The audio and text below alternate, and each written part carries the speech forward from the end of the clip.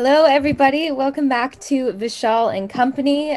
We have a full house today with Galen, TK, Vishal, and Joseph in the ether. We can't see him, but we can hear him. Today, we're going to be talking about the US stock market's plunge on rate hike expectations, NFP employment, the Bitcoin fall. I'm sure there'll be some yelling about Tesla, as per usual, because Galen's here. And I'm just going to pass it right over to Vishal so we can get started. Awesome. Thanks, Maddie. Good to have a full house here. First show of 2022. Yep. Pretty sure Joseph is out there on the blockchain or on the ether, as Maddie said that there. But let's talk about the markets, and we will definitely tie in the cryptos because I know a lot of people are worried about this crypto fall, and we'll discuss that in just a moment. But the markets, we began the year this week, first day of trading on 2022. New record highs on everything. Everyone was like, oh, this is going to be really fun, after a really boring end of the year. And then after that plunge, we just got big, fat red candles here on the S&P 500. The NASDAQ is the one that I'm sort of worried about. And I've talked about this all week pretty much on the newsletter, on Market Moment, and on Discord, how we basically are on the precipice potentially of a new bear market in the NASDAQ if we break and close below this support line and this uptrend channel line, which has been basically holding since 2020. So there could be some trouble there on the NASDAQ. That's the market I'll be watching closely in the next few weeks there. And then even the Dow Jones. And we've talked about the Dow, how it's mostly these value companies. So, your dividend paying stocks. They've held relatively well compared to, say, the growth stocks in the tech market. And I think that's a dynamic to watch going forward because technically you're probably making more money on dividend yields in good companies like Coca-Cola and any dividend paying stocks versus treasury yields or bonds, right, in terms of real yields. And I guess that's sort of a good segue here to talk about why this drop in equity markets. And it had to do with the Fed, who basically came out very hawkish. Some of you guys might be a bit dumbfounded because the Fed's been telling us for the past 4 or 5 months, it's time to taper. We're going to have to raise rate hikes. I don't think anyone expected that to happen. And now the Fed is sort of getting people a bit worked up on potentially 3 or 4 rate hikes this year. And, we've discussed this plenty of times on the show. If these markets are only going up because of the cheap money policy and basically, in a cheap money environment, there's nowhere to go for yield. If that cheap money disappears and the Fed begins to rate hikes, say up to 1% and over, and again, we're only at 0.25, so we're talking way down the road still. But if that happens, maybe money's going to start leaving stocks for bonds that are yielding 1% or 2%. But in my opinion, that still doesn't necessarily beat the rate of inflation.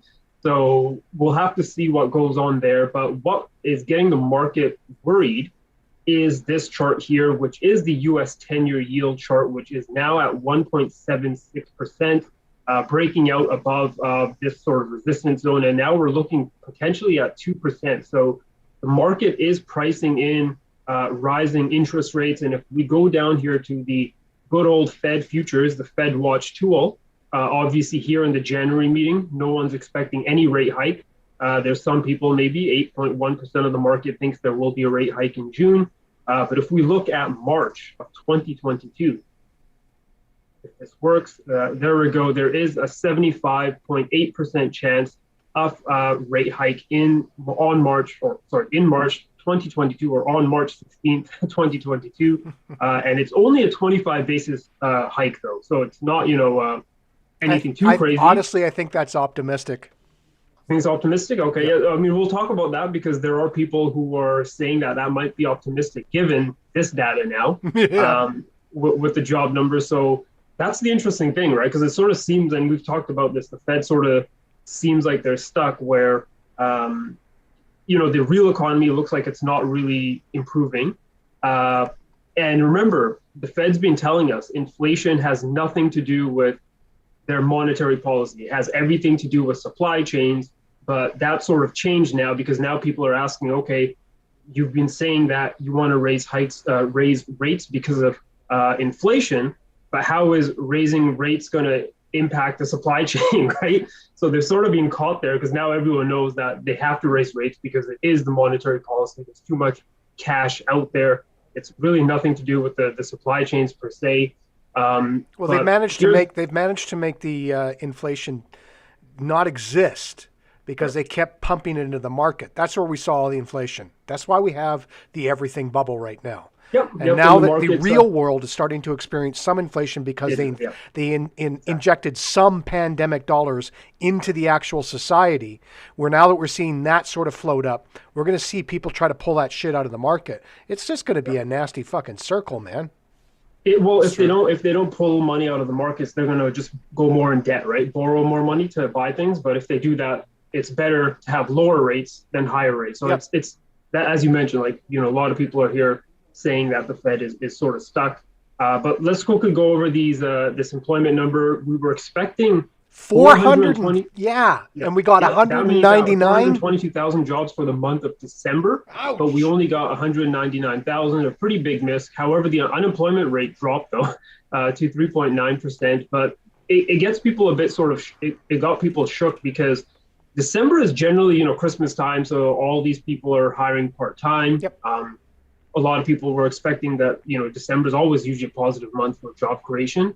But we're not really taking into account that the sales for this December were also disappointing. And we are going to actually get the inflation data next week, so CPI. So that will sort of add to the drama about if the Fed's going to raise rates or not. Because right now, it looks like, hey, if the economy is weak, why should the Fed raise rates? But then if inflation is coming stronger, the Fed should raise rates.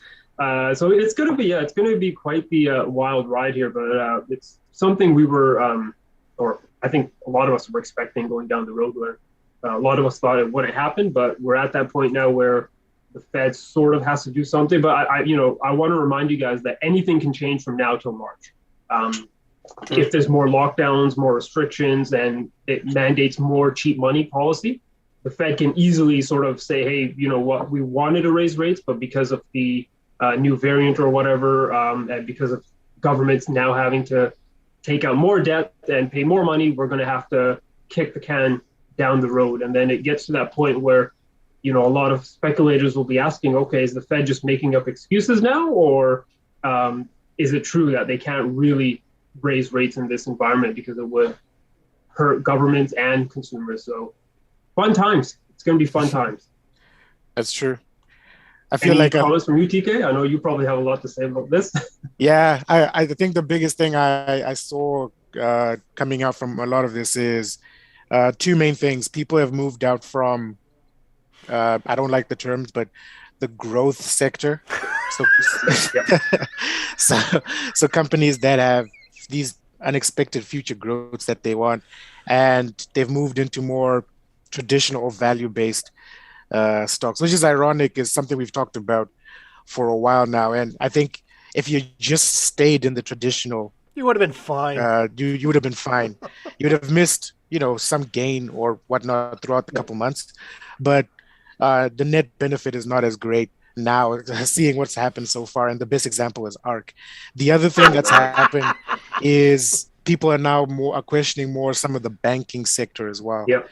Because if interest rates are going up, it's not something that just affects them. The Fed directly, puts money through the Fed's reserve system. People know that fact. But the U.S. still, relies on, as much as the Fed won't say it, it relies on trickle-down economics, which is the system where the money should flow through to the economy and allow things to kind of slowly chug along. You give 2 hot dogs to one dog and the dog sitting beside it. The one dog eats both hot dogs. Yeah. And that's just basically what's happening here. Banks are borrowing at the lowest rates possible, but that system is starting to slowly creep in. So something Vishal and I probably talk about a lot is we look at bonds a lot. And I look specifically at the repo market, the repurchase market, where the bankers, the companies are going in and borrowing and lending at short-term rates. That kind of just shows you the interpretation of where they think it is.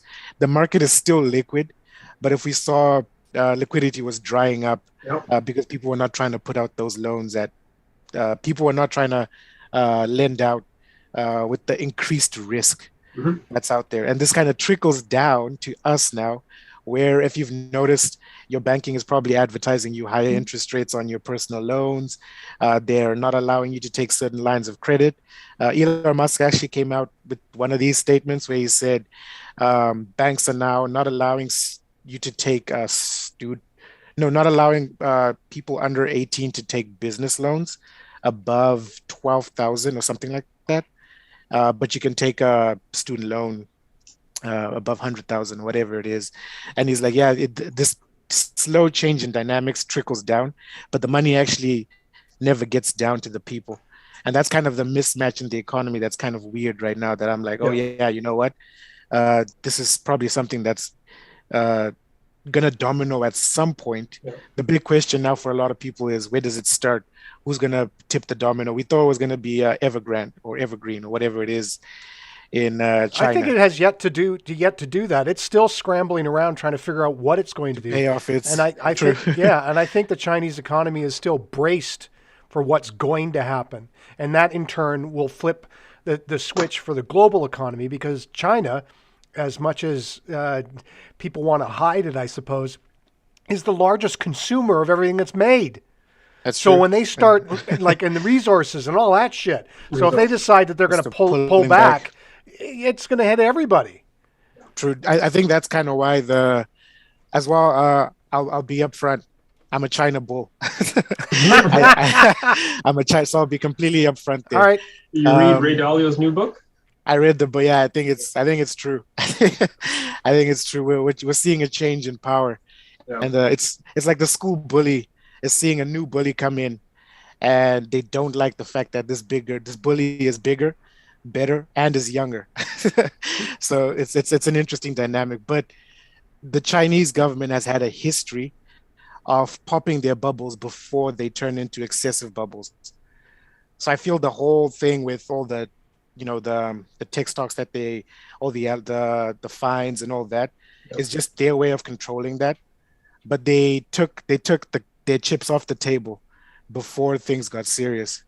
And I feel some of the valuations, like if you look, for example, at Yep. Alibaba, it lost close to $200 billion in value in a 1 year period. Look at that drop. Tencent, probably the same thing, close to $300 billion in value in a 1 year period. This was just them kind of, which is what the US doesn't want to do, where Yeah. they Well, it's the will normalizing the market. normalizing the market in their own way. And then, I mean, the biggest cases were the education sector, and it's all for common prosperity and all that. But it's not to say that their system is better. It's that the US is in need for a correction like that. But because of how high valuations are Yeah. in different asset classes, Yeah. the damage is probably going to be worse for whoever's connected to any US assets right now. I And think this is that US specific assets, yeah. yeah, the dangerous thing about the US, and we talked about this, is because like bond yields have been low since 2008. Yeah. We talked about this, right? If you were about to retire pre 2008, let's say you saved up $1 million, you'd be buying government bonds yielding somewhere between 5 to 8% when you're retired. 50K to 80K is fine to live off when you're retired, right? No financial advisor at that time would tell you to go into stocks No, when you're at nearing all. retirement or you're quite old, right? When bond yields dropped after 2008, what was the next safest asset? Real estate, Real right? estate. That's where the money went. You still not tell people to go into stocks. That caused real estate bubbles, not just in Vancouver, Toronto, and London, and all these places, but pretty much around the world. And fast forward to where we are today, bond markets aren't giving you good yield. Real estate could be overpriced in many places, and you got to bring up property taxes and other costs, so the yield's just not as attractive as it used to be. It's if you're about to retire, if you're 60, 61, you go to a financial advisor nowadays, they're telling you go all in stocks, right? Yeah. Like it's literally the only place to go. If you're not in Or stocks, if you want to do you're crypto and basically stuff too. stupid. But Yeah, I've seen the whole thing pop up more, and so I'm a big user of TikTok. I'll be yeah, completely honest. and I'm not ashamed of it. yeah, I just I- wanted to quickly say about like to that whole idea of like rates, pension funds, right? I think oh people yeah, need to realize that pension funds here in the US and in Canada, generally 90% they were in bonds, right? Because pensions are supposed to be safe, right? You need to ensure people get their money when they retire. So it's historically always been in bonds, right? Like 90% of pension money has been in bonds. And pension funds have to make 8% a year to keep the whole system sort of going. Obviously, you're not making that in bonds. So, pension funds are now in the stock market. So any sort of large stock market drop, I think, would also hurt these pension funds a lot. Because they've bought completely into fucking NASDAQ. That's the problem. Well, everyone decided that, it was a good thing to get on the fast track rather than trying to just go, well, you know what? Bonds are one thing, and they have a positive effect over a longer period of time. We should be shifting to value stocks and leaving it as such, buying some Coke, buying some United Rentals. I'll say that again. It stuns me. My portfolio, which I look at once every 3 or 4 months, I'm up $500,000. I mean, like what?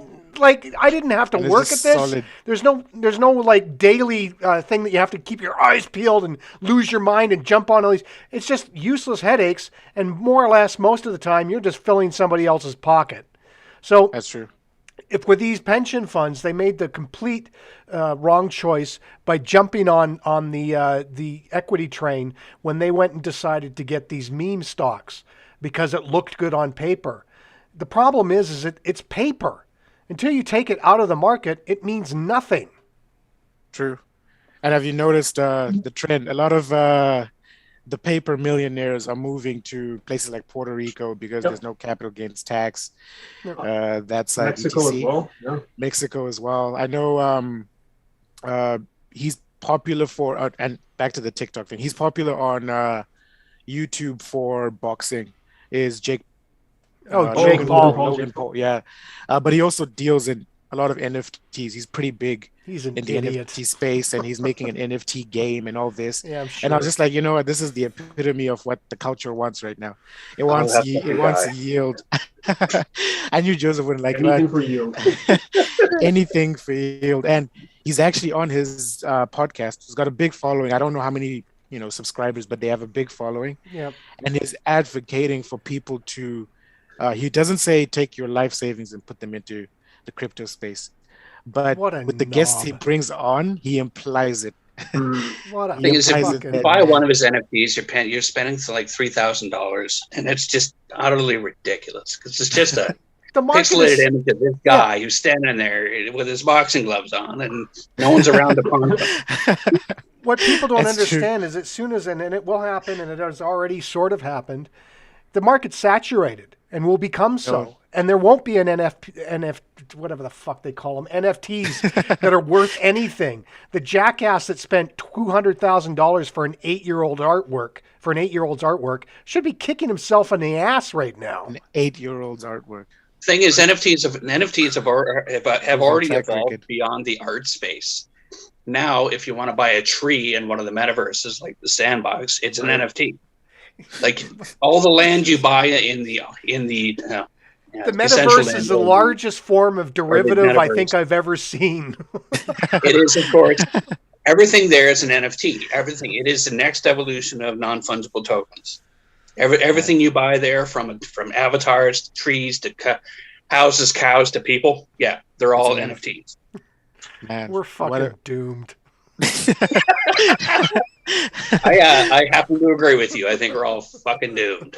What a dramatic shift. But like more and more I see the Web 3.0 stuff.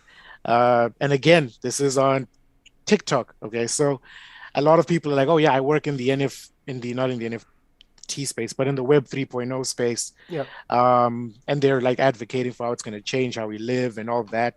And then I was like, let me take a step back. I was ignorant before with the Bitcoin, with the cryptocurrency stuff. I missed that. And I was like, let me try to relearn more about the Web 3.0. And I started looking into it, and I'm like, you know what? Mark Zuckerberg is a genius. He kind of realized that Web 2.0 is their space. That's their domain. Corporations own our everything. Data, our everything. Web 3.0 is the opposite of that, where you own your stuff. But the corporations now are like, I don't like that. Let The me thing is, shift into this space. We have this assumption that Web 3.0 is going to necessarily include the democratization of identity, of data, etc. But it's not going to happen. These corporations, who do you think is in charge of the transformation to Web 3.0? Do you honestly think it's these decentralized corporations that are born from the internet? No. The real source of impetus towards Web 3.0 is, of course, companies like Facebook. True, that's true. The people with the resources to make change, to actually implement change, and that's why I don't think we have to develop a metaverse, because that is, I think, the corporate approach.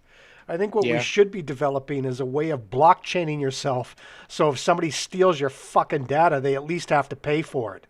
It's just that's the reasoning. We have to get back our control over our digital selves. It doesn't involve us. It doesn't have to involve us going into a fucking another universe. Like, what the hell, guys? Seriously. What we need to do we don't need to detach ourselves further from reality. What we need to do in this case, if you want to actually have control over your own data, is we need to institute privacy-based blockchains. Like, I'm not talking about Monero going on the deep web and buying yourself guns or whatever, but institute some privacy-based protocols on top of whatever you're using your blockchain for, so you can control who gets to see what and where on your own for your own specific data stream. That's what we need to do. We need to get rid of these public blockchains. We need to start instituting more privacy controls. That makes sense. Maddie, you were about to say something. No, I'm just wondering what all these little faces are. Like, these are all the NFTs that you can buy for thousands of dollars. Jesus fuck. There was one I was showing that was 64,000. To sell them? Yeah. Like, people are selling these things, and idiots are paying thousands of dollars for them. It's like, a lot of them are just flipping them. I honestly don't think I'm ever going to understand the NFTs. No, it's a digital baseball card. That's basically it. It's a digital baseball card.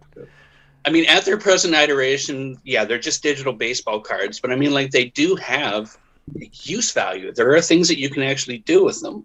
Yeah, the way the market's doing it right now is just, that's not it. That's really not it. The NFT allows, for instance, let's say artists, we'll keep within that same vein, that you can enwrap your work so that if somebody uses it, you know that they're using it, and they have to pay you for it. And you get money. You get money. So it's your insurance. Yeah, it's your insurance of perpetual ownership of your product.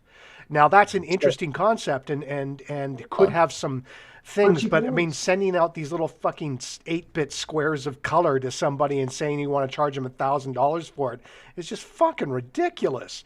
I don't see this as that. I see this as Joseph sees it, where NFTs are merely an extension of the privacy factor of us gaining back our digital data. We began, we have our ownership. No more does Facebook get to just rip us off. Twitter gets to steal everything of our lives and enrich themselves while giving nothing in return. Now, they may say that the social circle is what they provide, but we have that. Right? Mm-hmm. We can make that happen in any way, shape, or form. And I think the future of all social media, as I watch people fucking leave this channel, the future of social media is tribal states, meaning that we become smaller groups. We don't need to communicate to the entire fucking world, because rarely do we ever do it anyway. The only thing we're doing is giving up our information to these fucking tech giants can take our information and sell it or use it against us. That's true. I think, it's one of those spaces. I don't understand the NFT space or the crypto space, to be honest. It's actually conversations I've been having with Joseph over the last year. He's been helping me understand. And more, I'm like, something he said to me before was there are two sides to it. There are people who really love it and they think it's going to change the world. And then there's the side who really just think it's going to do nothing for society. And I was like, oh, you know what? That's so true. Whichever camp people are, it's always been the opposite. I was like, let me try take the neutral route and kind of see if there's actual quality here and pick through some of the things that, you could actually invest in. So it depends. Yeah, quote unquote invest in. And I've been doing that for the last year, and I still can't find anything. so For this me, now begs the question is, am I going to accept as a person now that I missed this or missed this whole thing, and just accept that I'm going to do stocks and bonds and be a boomer, quote unquote boomer, or am I going to fall for the FOMO and actually invest in 5% in my portfolio in some crypto that I think is going to benefit? I just don't have the know-how to do that, and So, I've accepted it now. so I was just going to say, I guess we're sort of running to the end of our time here, but I know I wanted to get Joseph's take on this because he's used the word digital assets, right, a lot, and it does seem like now cryptos are an asset class. Wall Street's in it, a few other investors are in it, and just my experience right now, some of you probably read my work on our site, but cryptos have been moving just like a risk-on asset. So I sort of see it as an asset class where it moves basically in tandem, pretty high correlation, like 95% correlation with the stock market. So it is acting as a risk-on asset, not a risk-off asset that, some of these, some of the gold guys and the crypto guys talk about being a way out of fiat. But right now we are seeing cryptos move as a risk-on asset. And I thought maybe Joseph wants to comment on the whole idea of digital asset management. That's true.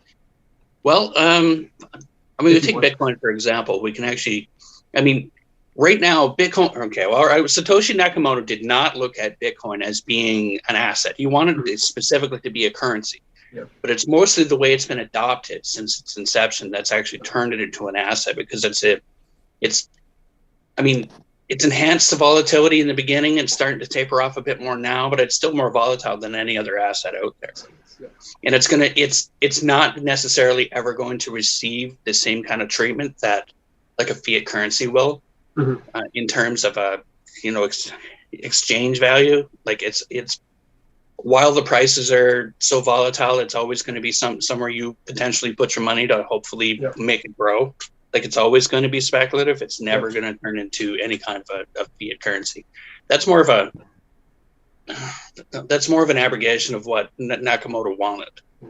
Now, in terms of digital asset management, you can look down the board, and I'm talking about the board on CoinGecko, which shows the top 100 coins, and you can pick at the occasional coin which could theoretically become something more than just a store of value.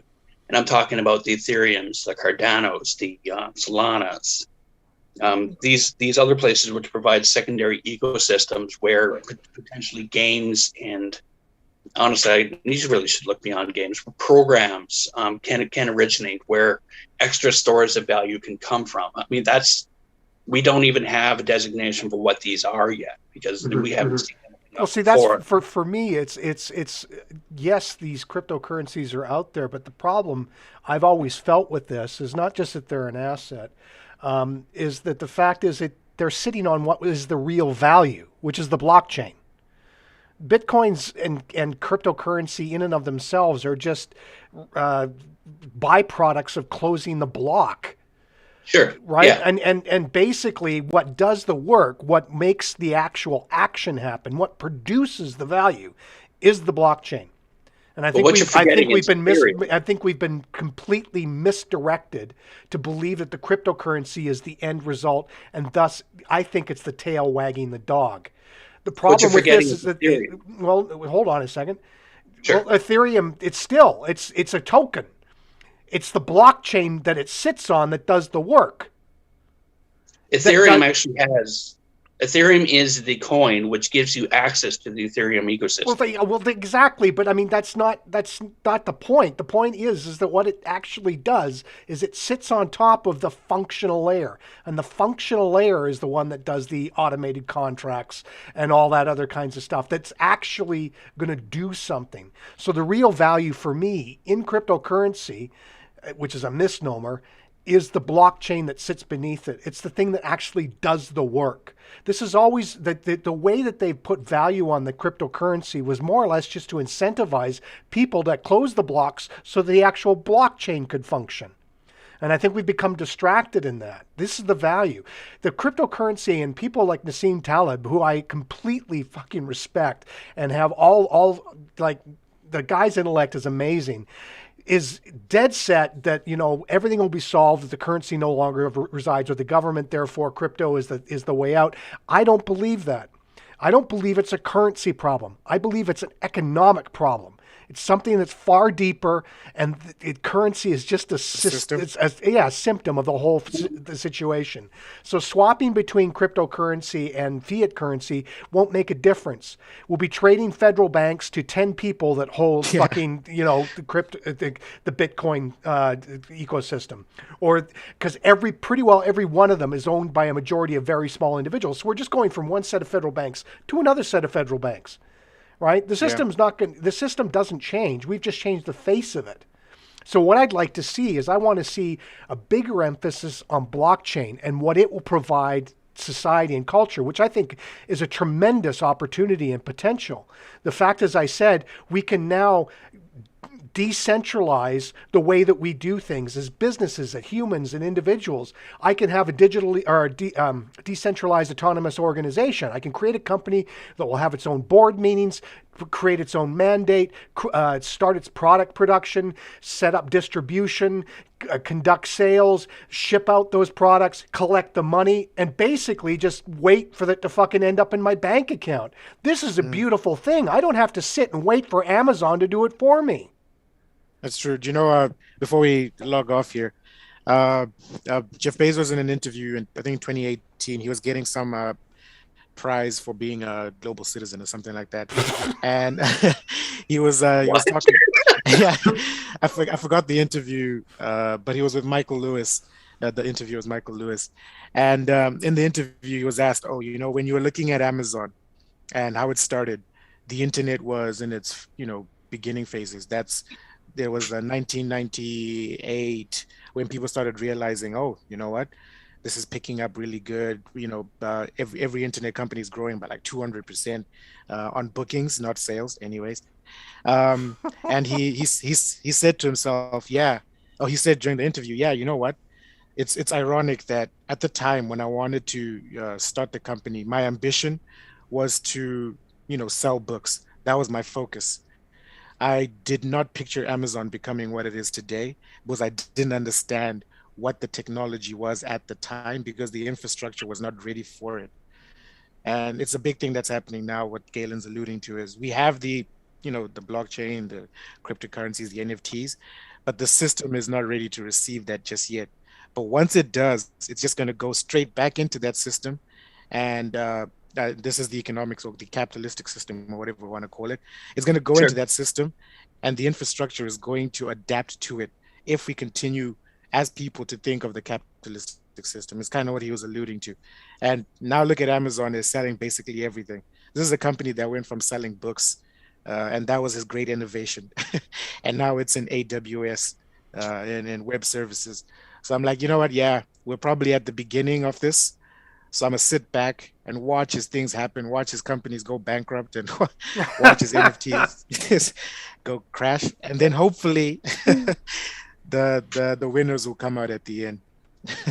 On that wonderful note, we are all out of time. Vishal, do you have any last comments? Any words of wisdom for the week? Not really. I mean, I'm just going to be watching that markets there. I want to just give Joseph the last word, because I know a lot of people want to know this. Are you buying this dip in crypto? I'm going to wait. Well, I got a paycheck coming up. So the answer is probably, yeah. All righty. Thank you so much for tuning in, and we will see you all next week. Bye. Bye. I'm not going anywhere near crypto, just so you know. It's all good.